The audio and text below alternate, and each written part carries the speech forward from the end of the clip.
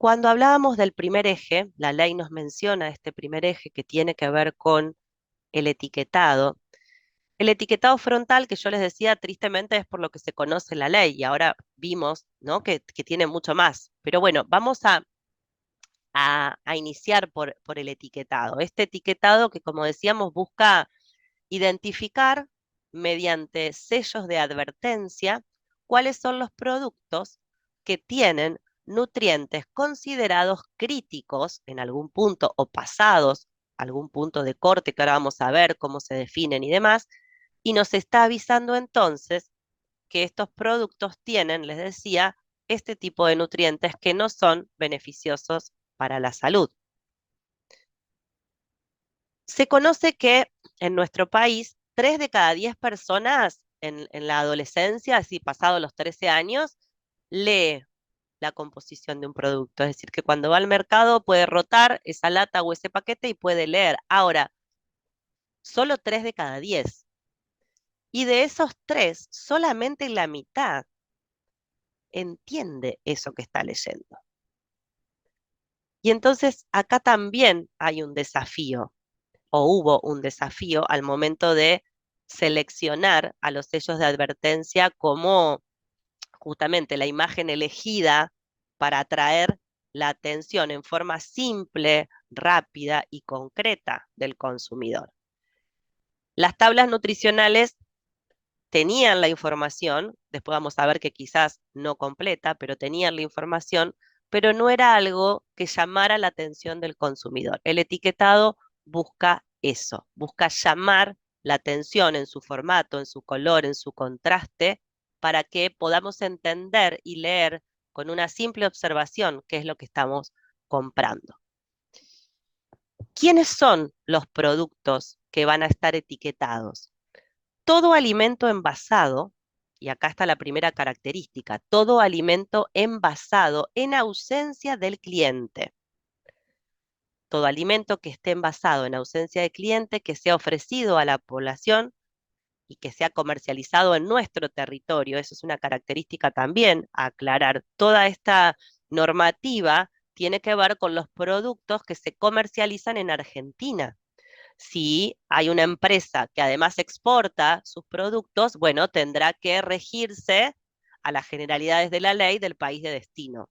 Mientras esté ese producto circulando o el producto sea para consumo de territorio nacional, las normativas tendrán que ver con la ley 27642, que es la ley de promoción de la alimentación saludable, en este caso en particular, la de etiquetado frontal. Entonces, todo alimento que sea envasado, y ahí va la característica, envasado en ausencia de cliente, comercializado en nuestro territorio, va a tener que tener los sellos que le correspondan de acuerdo al perfil de nutrientes que sugirió, analizó la Organización Panamericana de la Salud.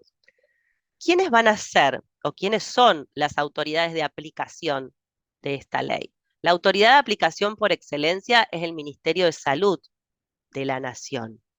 Ahora, el Ministerio de Salud va a ser quien articule con otros organismos y otros ministerios, justamente para la fiscalización y para el control, por ejemplo.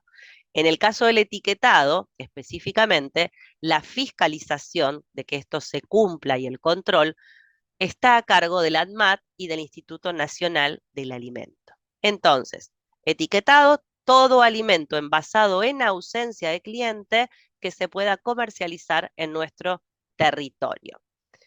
¿Cómo son estos sellos? Bueno, estos sellos de advertencia, que ya los vemos, por suerte ya están en las góndolas, son octógonos negros, ¿no? Decíamos, tienen la característica del contraste, octógonos negros con letras blancas, en donde se nos va a indicar el exceso de azúcar, el exceso de grasas totales, el exceso de grasas saturadas, el exceso de sodio y el exceso de calorías. Lo primero a mencionar es que estos octógonos tienen que estar colocados en este orden de aparición. Obviamente que no todos los productos van a tener o les va a corresponder estos 5 sellos, pero sí, por ejemplo, en el caso de algún cereal conocido eh, tiene hoy por hoy, según el análisis y según es sometido al perfil de nutrientes,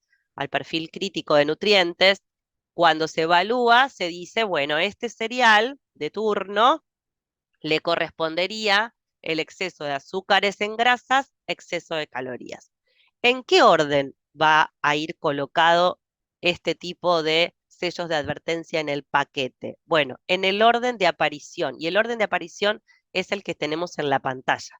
Si hay un producto que tiene exceso de azúcar y exceso de calorías, el primer octógono es exceso de azúcar y el segundo octógono va a ser exceso de calorías. No debería o estaría mal etiquetado el producto que invierta el orden, que diga por un lado exceso de calorías y por otro lado exceso de azúcares. Como toda ley, tiene sus reglas complementarias, ¿no? Su normativa, su forma de cómo se lleva a cabo la explicación. Y en estas normativas es donde encontramos esta información, donde indica que los sellos de advertencias tienen un orden que debemos cumplir de acuerdo a cómo van a ir apareciendo. Ahora, también vemos debajo lo que se conoce como microsellos. Estos microsellos que tienen números y no letras le corresponden a aquellos productos que tienen una superficie menor al 10%, perdón, menor a 10 centímetros. Como la superficie es muy pequeña, este tipo de octógonos con esta cantidad de palabras y de información no serían visibles, no serían posibles. El ejemplo más concreto es el caramelo, ¿no? No podríamos ponerle a un caramelo que lleve exceso de azúcares y exceso de calorías estos dos sellos en el papelito de un caramelo. Entonces, para estos productos cuyo envase es menor a 10 centímetros, se colocan estos microsellos. Estos microsellos lo que buscan con este número es indicarnos qué cantidad de sellos le corresponden a este caramelo. Y entonces, por ejemplo, en el caso de los caramelos que decíamos, por lo general tienen exceso de azúcares o exceso de calorías o ambos, le correspondería el numerito 2, el microsello 2. Ahora, ¿cómo sé a qué responde ese 2? Bueno, seguramente en el envase secundario. Estos caramelos que vienen envueltos en un paquetito, en un papelito, perdón, que tiene un microsello, deben venir en un paquete más grande. En ese paquete más grande, llamado envase secundario, es donde sí tienen que figurar los sellos de advertencia. Ahí sí va a estar o van a estar los dos octógonos correspondientes a exceso de azúcar y exceso de calorías. ¿Está? Entonces, tenemos los sellos de advertencia con 5 advertencias, con los 5 nutrientes críticos y los 7 microsellos. ¿Por qué 7? Porque corresponde a los 5 octógonos, para hacer referencia a los 5 octógonos, o también dentro y con la misma categoría tenemos lo que se denominan leyendas precautorias. Las leyendas precautorias, como les decía, tienen la misma normativa y la misma validez que los octógonos. ¿A qué hacen referencia? Bueno, las leyendas precautorias, por un lado, hacen referencia a los edulcorantes o a los productos que contengan en su composición o en su adición edulcorantes, y por otro lado, otra leyenda precautoria hace referencia a los productos que contengan en su composición o en la adición cafeína. Deberán colocar entonces estas leyendas precautorias a aquellos productos que tengan o edulcorantes o cafeína. Y fíjense que recordamos el foco especial que tiene esta ley, que es en las niñeces y adolescencias.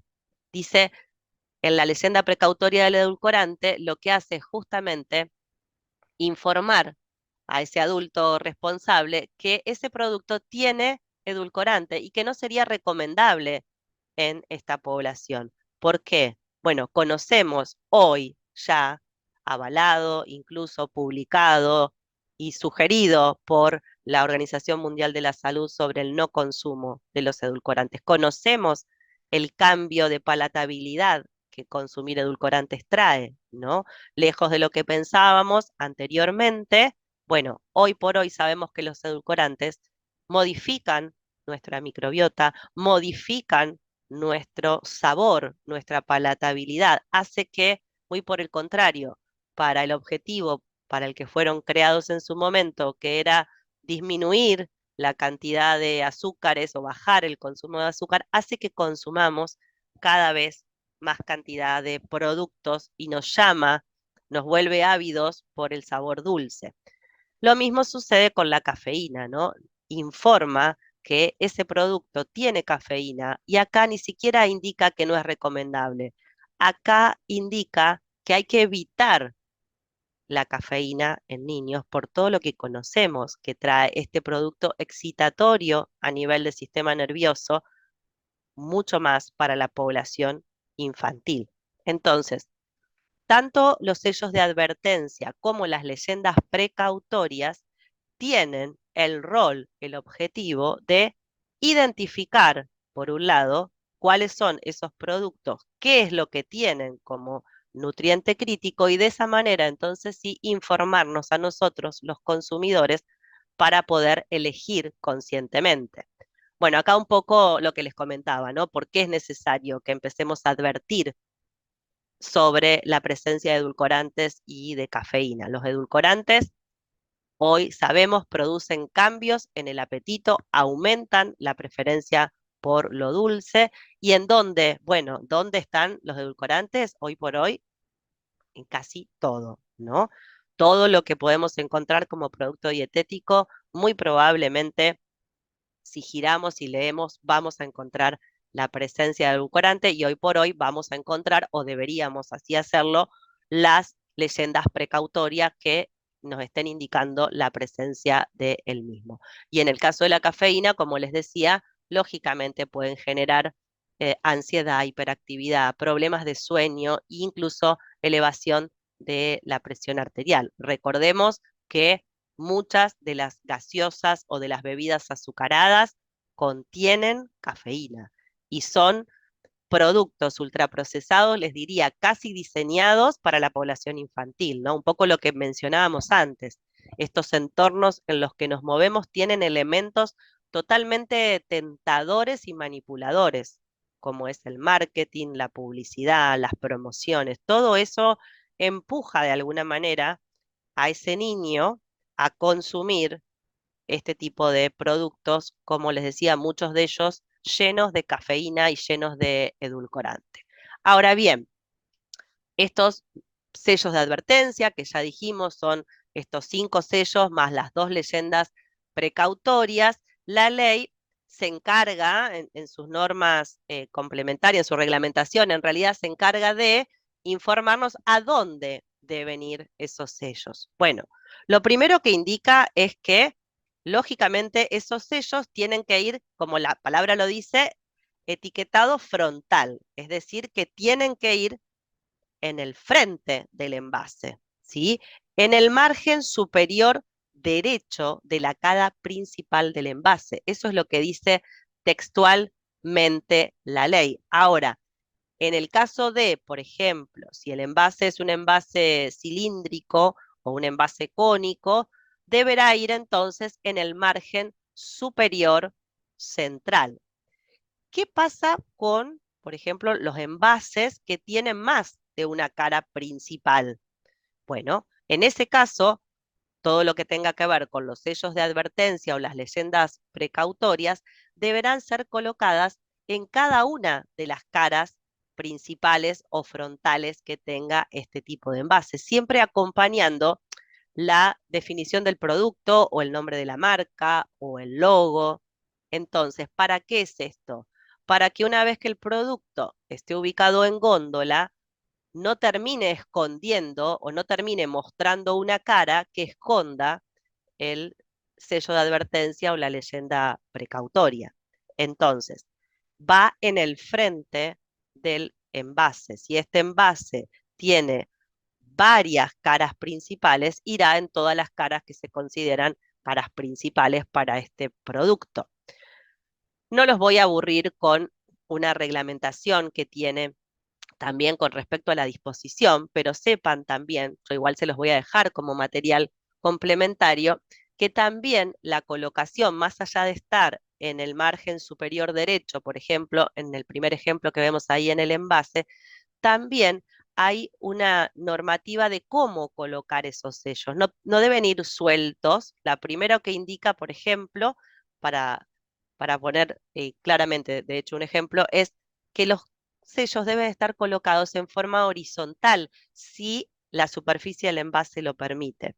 Si, por ejemplo, como vemos acá en el primer paquete, el envase no permite, por la superficie que tiene, colocar los tres horizontales, ahí entonces donde la ley empieza a dar opciones o modelos en los cuales pueden estar ubicados esos sellos, ¿sí? Uno de los cuales es este, por ejemplo, en el caso de que haya tres, pueden estar colocados dos en forma horizontal y uno verticalizado debajo del último. Pero recuerden siempre que deben respetar el orden de aparición: azúcares, grasas totales, eh, grasas saturadas, sodio y calorías. Ese debería ser el orden. Entonces, la ubicación de los sellos es la parte, perdón, frontal, en el margen superior derecho, y si el paquete o la botella tiene más de un frente principal, bueno, debe estar colocado en todos los frentes que se consideren principales, acompañando a la marca o al logo o a la descripción del producto que tenga dicho envase. ¿Qué alimentos y bebidas analcohólicas entonces están alcanzados por esta ley? Ya dijimos, ¿no? Todos aquellos que estén envasados en ausencia del consumidor y que se comercialicen dentro del territorio argentino, y sobre todo, y acá es donde un poco define qué tipo de productos, aquellos que tengan el agregado de nutrientes críticos. Porque cuando uno habla de producto alcanzado por la ley, un producto que alcance o que sea alcanzado por la ley no implica que vaya a llevar un sello. Quiere decir que es un producto que deberá ser evaluado para considerar si lleva etiqueta o no. ¿Está? Ahora bien, todos aquellos alimentos y bebidas analcohólicas envasados en ausencia de cliente. La primera pregunta que seguramente les surge o que ha surgido apenas salió esta ley es justamente qué pasa entonces con la cajita feliz, muy conocida. ¿Por qué no tiene sello la cajita feliz? Bueno, la cajita no tiene sello porque no es un alimento envasado en ausencia del cliente. Si bien nos lo dan en una cajita, la cocción de esas hamburguesas, la elaboración propiamente dicha, una de las características que tienen estas cadenas de comida rápida es la elaboración a la vista, ¿no? Y como la elaboración y el empaque que termina siendo ese papel y luego colocado en la caja es a la vista, no está alcanzado, por lo menos por ahora. Quizás más adelante en algún tipo de norma complementaria o en alguna adición podríamos pretender, y sería lógico e ideal, que estos productos también terminen siendo alcanzados y etiquetados por la ley para evitar justamente que los niños terminen consumiendo toda una serie de productos que, más allá de la hamburguesa, terminan siendo expendidos también en esos espacios, ¿no? Lo mismo sucede con los alimentos o los platos o los menúes que se ofrecen en restaurantes, en bares. No están alcanzados por la ley, en principio porque no ingresan en la definición de producto envasado, ¿no? También podría ser una pretensión o una sugerencia futuro para mejorar nuestra forma de alimentarnos, que la producción o la elaboración de los menúes que consumimos en bares o restaurantes también sean productos lo menos procesados, con la menor adición de nutrientes críticos posibles. Ahora, entonces, los productos alcanzados por la ley son aquellos productos que están envasados en ausencia del cliente y que tienen el agregado de nutrientes críticos. Ahora, hay una lista de productos que no están alcanzados, es decir, que no van a ser siquiera evaluados, no están alcanzados por la ley, y tienen que ver con los suplementos dietarios, como los vemos ahí, no están alcanzados por la ley.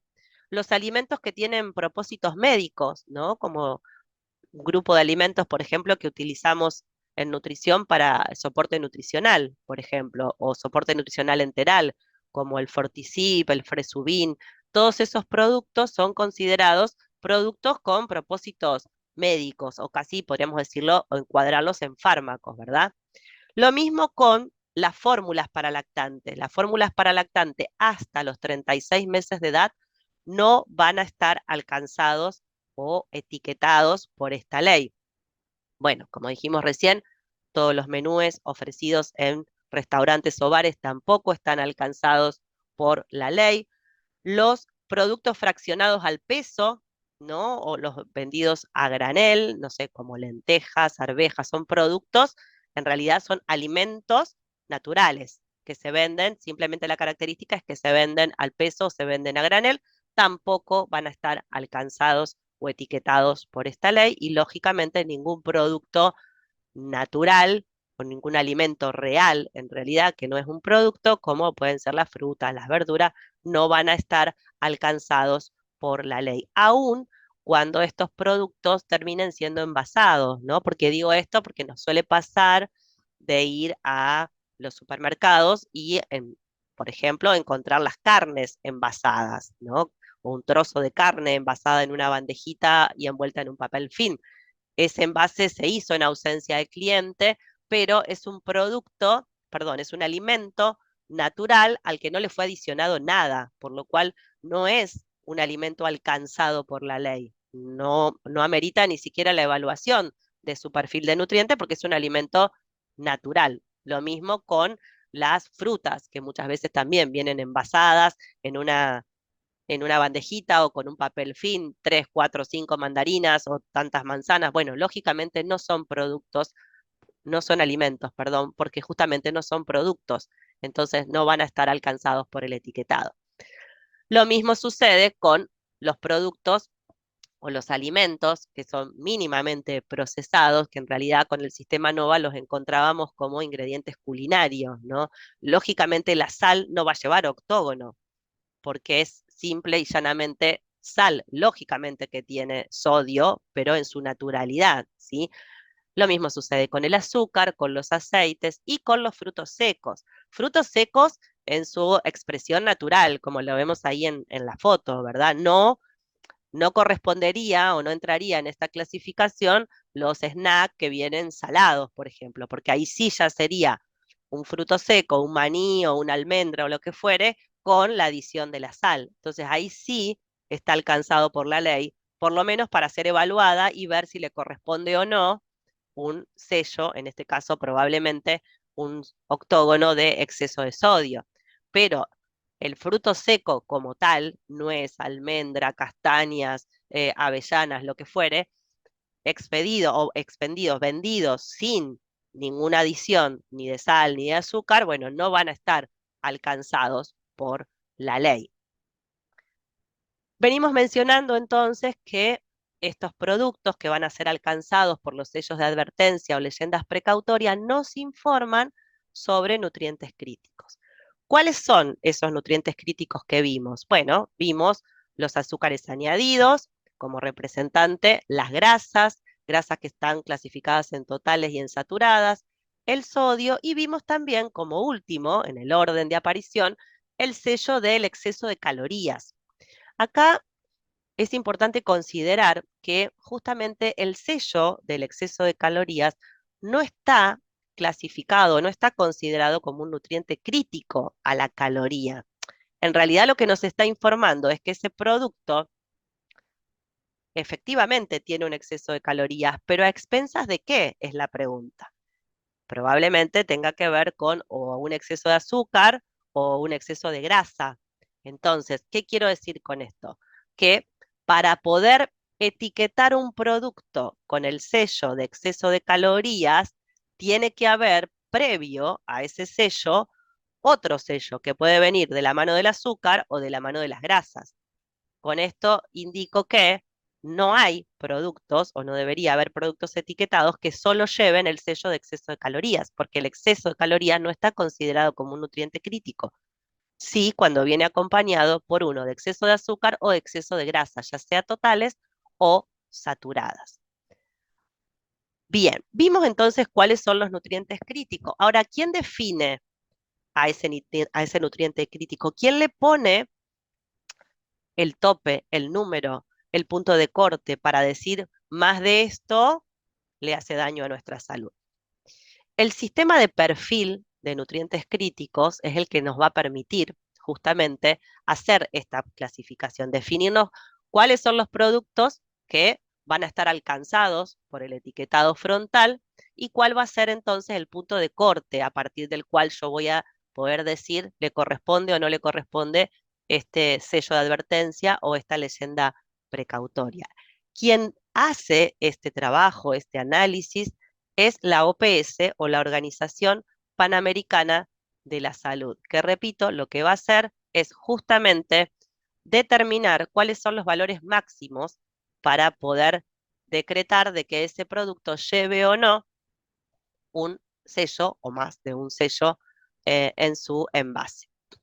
Cuando la ley se sancionó y comenzó a entrar en vigencia, justamente como es una ley integral y que como habrán podido o ya estarán pensando, va implicada en muchísimos aspectos en todos los sectores e interpela a un montón de organizaciones. Bueno, para dar tiempo a que todo esto tenga una dinámica y se acomode correctamente, lo que la ley propone son o propuso en su momento, porque ya estamos casi terminando, en su momento fueron 2 etapas para la implementación, sobre todo para darle tiempo a las empresas, a las grandes y a las pequeñas empresas, para, por un lado, poder reformular los productos. Siempre el objetivo real termina siendo que las empresas puedan diseñar un producto libre de sellos, ¿no? Ese sería lo ideal. Entonces, se les dio o se les da un plazo para poder o bien rediseñar sus productos o reformularlos y colocar los sellos que le correspondan a ese producto. Para esto se dividieron en 2 etapas o se plantearon 2 etapas que comienzan desde la entrada en vigencia de la ley, que comenzó en noviembre del 21. Bien, la primera etapa para las grandes empresas tenía un plazo de 9 meses, es decir, que para el 23 de agosto del año pasado, esa primera etapa que se le daba como fecha límite, a esa fecha ya tendrían que tener toda una serie de productos, que ahora vamos a ver cuáles de ellos, alcanzados con el etiquetado. En el caso de las pequeñas empresas, a las pymes se les dio un plazo un poco más extenso, se les dio 15 meses para colocar los rótulos o reformular sus productos con una fecha límite que terminó el 23 de febrero de este año. Ahora ya estamos en vigencia de segunda etapa, ¿sí? En esta segunda etapa, las grandes empresas tenían 9 meses para implementarlo, que también 9 meses que concluyeron el 23 de mayo de este año. Y ahora lo que está corriendo en este momento es la vigencia de la segunda etapa para las pymes, que todavía tienen tiempo de reformular o de etiquetar aquellos productos que todavía no lo hicieron y están alcanzados por ley hasta el 23 de noviembre de este año. Dicho esto, tanto las grandes empresas como las pymes tenían posibilidad de pedir lo que se denomina una prórroga. Prórroga que, como dice ahí, con la justificación y la argumentación necesaria, era dada o aprobada por sí o por no por el organismo de fiscalización y control que veíamos antes, que es la ANMAT, ¿sí? En este momento, entonces, lo que tenemos en vigencia es la segunda etapa para las pymes, que todavía no ha cerrado.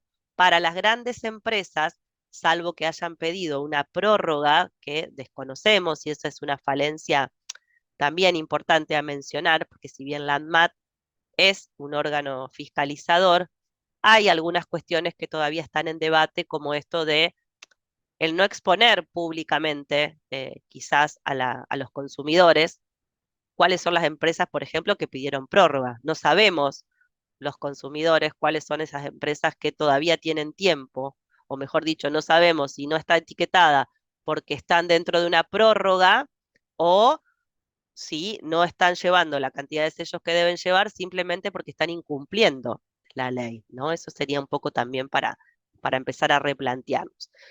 Esta primera y segunda etapa también tenían objetivos diferentes. En la primera etapa, la clasificación de estos nutrientes críticos o el alcance de estos nutrientes críticos tenían un porcentaje que es distinto al que tenemos hoy en segunda etapa. Por ejemplo, para darles ejemplo, ¿no? En lo que respecta o lo que alcanzaba los azúcares añadidos, ¿no? En la primera etapa, lo que se buscaba era etiquetar aquellos productos cuyo aporte en azúcar superara el 20% de la energía que ofrecía ese producto. Acá la clasificación de un producto lleva o no un octógono tiene que ver con la relación de kilocaloría y el nutriente. O, puesto en otras palabras, la representación que tiene ese nutriente con respecto al valor calórico que aporta. Es decir, que si el 20% o más de la energía que aporta un producto determinado se lo llevan los azúcares, en primera etapa, ese producto le correspondería llevar el octógono de exceso de azúcares. Con el caso de las grasas, en primera etapa sucedía lo mismo. Si más del 35% de la energía se la llevaban las grasas o eran aportadas por las grasas totales de ese producto, le correspondería entonces el sello de grasas totales. Como ven, los ejemplos que les mencionaba, y estos son los que publicaron, eh, son diferentes los puntos de corte o los porcentajes que se plantearon para primera etapa con los referentes a la segunda etapa. Ya los de segunda etapa están mucho más ajustados y son mucho más criteriosos, si se quiere. Los que tenemos hoy en vigencia, lógicamente, son en segunda etapa. Por eso hemos visto algunos productos que en primera etapa fueron alcanzados por un sello y hoy ya en segunda etapa tienen más de un sello, porque esta segunda etapa tiene un perfil, como les decía, mucho más ajustado. Si volvemos al ejemplo que les di de los azúcares, fíjense que en primera etapa el requisito o el punto de corte era mayor o igual al 20% con respecto a los azúcares. Y hoy, en segunda etapa, ya los productos alcanzados son aquellos que tienen más del 10%, ¿sí? Son justamente porcentajes mucho más ajustados o adecuados para justamente ponernos a salvo o a reparo y no incurrir en una enfermedad crónica no transmisible o no incurrir en un riesgo para la salud, ¿sí? Los edulcorantes y las cafeínas no tienen en este caso, un punto dice nada más que cuando este alimento o este producto contenga cafeína o edulcorantes, de acuerdo a lo que se establecía en el artículo 4, la presencia del mismo tiene que estar declarada. ¿Sí? No habla de porcentaje, sino la presencia de edulcorante o de cafeína. Y en el caso de las calorías también se terminó reajustando de primera a segunda etapa. Las calorías tenían que ver con mayor o igual a 300 kilocalorías por 100 gramos de producto a 275, que es la que tiene en vigencia en segunda etapa. Entonces, esto en realidad es a modo de información, ¿no? Simplemente es decirle que la ley lo que buscó es acompañar también a las empresas para darle tiempo a que puedan, por un lado, etiquetar y por otro lado, la posibilidad de reformular todos esos productos para ser libre de sellos y no tener que etiquetarlos. La novedad de la ley, decía hace un ratito, es que justamente también interpela o convoca a declarar los azúcares añadidos, ¿sí? Se debe declarar ahora de manera obligatoria la cantidad, por un lado, la cantidad de azúcares totales que aporta ese producto, pero además hay que hacer como una discriminación, una descripción de esos azúcares, cuáles son los que termina agregando la industria a ese alimento o a ese producto o a esa bebida analcohólica, ¿no? Y entonces, hoy por hoy, la información nutricional sobre los azúcares la vamos a poder ver de esta manera que yo les puse allí. Probablemente cuando uno rote y quiera leer la tabla nutricional va a encontrar carbohidratos totales y los gramos de carbohidrato con la leyenda, de los cuales dos puntos, y ahí va a aclarar cuáles son los azúcares totales y qué cantidad de azúcares añadidos tiene. Esto es una novedad, repito, porque hasta el momento no lo teníamos y es sumamente importante conocer cuáles son esos azúcares, sobre todo conocer que tienen azúcares añadidos.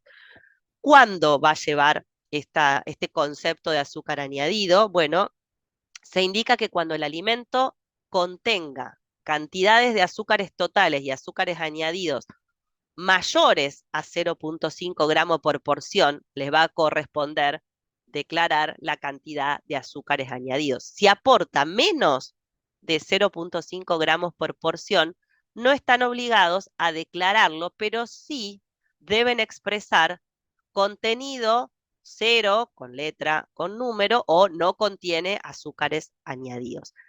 La referencia a los azúcares añadidos tiene que estar, tenga o no tenga considerado para el punto de corte azúcares añadidos ese producto. Y algo que me parece importante, también novedoso de la mano de este concepto, es que va a ser obligatoria la declaración de los azúcares añadidos, le corresponda o no un octógono o una leyenda precautoria al producto. Es decir, que esto va a ir más allá del etiquetado frontal. Si bien está dentro de este capítulo, porque es algo que termina siendo un agregado de información al paquete o a la botella, no necesariamente es requisito de que ese producto, por declarar o no azúcares añadidos, es decir, porque contenga o no azúcares añadidos, tiene que tener un sello o una leyenda precautoria.